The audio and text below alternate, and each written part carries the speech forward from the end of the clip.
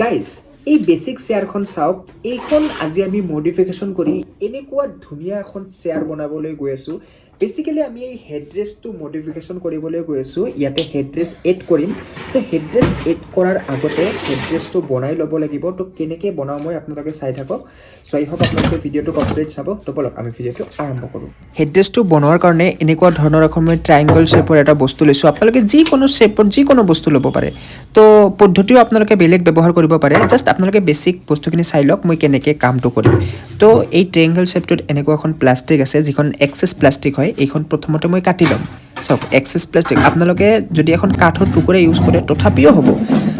তো মোৰ এইখন যিহেতু আছিলে ট্ৰাইংগল শ্বেপৰ তো সেইকাৰণে মই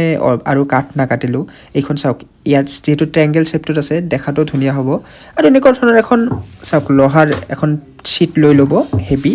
তো ফাৰ্ষ্ট ইয়াতে কি কৰিব মই কি কৰিম একচুৱেলি মই এটা ফুটা কৰি লৈ এই যিখন আমাৰ হোল্ডাৰ আছে যিখনৰ সহায়ত এইখন মই লগাবলৈ গৈছোঁ যাতে জইন কৰাব গৈ আছোঁ তাতে ফুটাটো কৰি লগাই দিম তো এনেকুৱা ধৰণৰ দুটা তিনিটা নাট ল'ব লাগিব চাওক ভাল হেভি কোৱালিটিৰ নাট বল্ট ইয়াতে লগাব কাৰণ এটা বল্টটোৰ সহায়তে এইটো থাকিব ভালকৈ টাইট কৰি দিব লাগিব দেন এতিয়া চাওক এইখিনি কাম হোৱাৰ পিছত আমাৰ যিটো হেডৰেষ্ট আছে ইয়াৰ অলপ আৰামদায়ক বনাব লাগিব ইয়াতে পঞ্চ ব্যৱহাৰ কৰিব লাগিব তো সেইখিনি কাম কৰাৰ আগতে মই এবাৰ মাপ জোখ লৈ লওঁ আৰু তাৰপিছত চাওক ইয়াতে কেইটামান ফুটা কৰিব লাগিব এই ইয়াতে এতিয়া স্পঞ্জ লগোৱা হ'ব তাৰপিছত হেঙাৰ লগাব লাগিব কভাৰ আপ কৰিব লাগিব তো এইখিনি কাম কৰিব লাগিব তো ফাৰ্ষ্ট অফ অল গুণাৰ সহায়ত মই এনেকুৱা এখন জালি বনাই ল'ম ইয়াতে প্ৰথমতে দেখা পালে আপোনালোকে মই কেইটামান ফুটা কৰি ল'লোঁ আৰু অতি সহজতে এনেকুৱা এখন জালি বনাই ল'ম একেবাৰে ইজি হয় কামখিনি আপোনালোকে নিজে ঘৰত কৰিব পাৰিব চাওক ইমানো মানে কি ঘন হ'ব নালাগে জাষ্ট চিম্পলকৈ এনেকুৱা এখন জালি লগাব এনেকুৱা এখন শ্বীট দিব যাতে আমাৰ স্পঞ্জখিনি বাহিৰলৈ ওলাই নাযায় তাৰপিছত এনেকুৱা এখন পুৰণা স্পঞ্জ আপোনালোকে কাটি ল'ব আপোনালোকৰ হেডৰেষ্টৰ শ্বেপ অনুযায়ী চ' এনেকুৱা মই যিহেতু ট্ৰাইংগল শ্বেপ তো ট্ৰাইংগল শ্বেপটোত মই এইখিনি কাটি ল'ম এতিয়া চাওক অলমষ্ট হৈ গ'ল এতিয়া চাব কিমান ধুনীয়া দেখে আমাৰ হেডৰেষ্টটো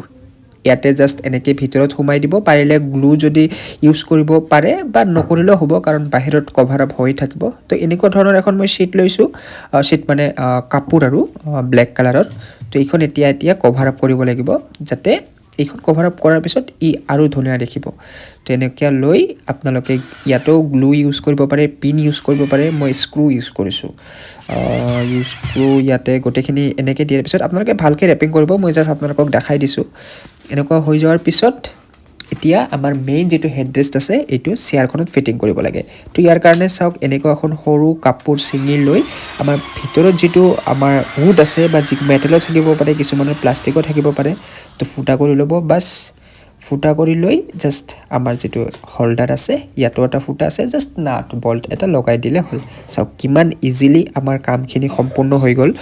তো এতিয়া চাব ই কিমান ইউজফুল হয় আগতে দেখা পাইছিলে হেডৰেষ্ট দিয়াৰ জাগাই নাই কিন্তু এতিয়া চাব কিমান ইজিলি কিমান কমফৰ্টেবলি আমি হেডৰেষ্ট ইয়াতে হেডটো ৰাখিব পাৰিছোঁ কেনেকুৱা লাগিছে ভিডিঅ'টো কমেণ্ট কৰি জনাব প্লিজ